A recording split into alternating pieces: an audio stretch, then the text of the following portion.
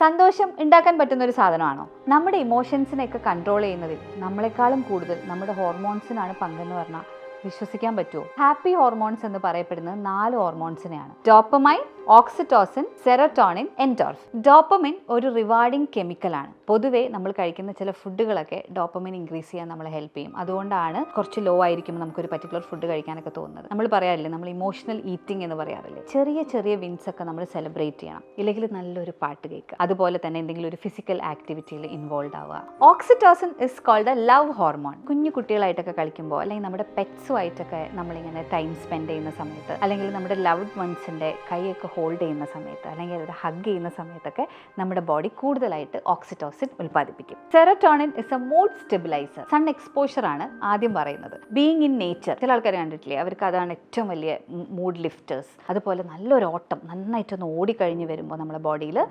Serotonin കൂടുതൽ ഉൽപ്പാദിപ്പിക്കപ്പെടും. Endorphins are called pain killers. അപ്പോൾ ഇത് മെയിനായിട്ട് ഉൽപ്പാദിപ്പിക്കാൻ വേണ്ടി പറയുന്ന ഒരു കാര്യം എന്താണെന്ന് വെച്ചാൽ എക്സസൈസ് ആണ്. നന്നായിട്ട് വെയിറ്റ് ഒക്കെ ലിഫ്റ്റ് ചെയ്ത് കഴിയുമ്പോൾ.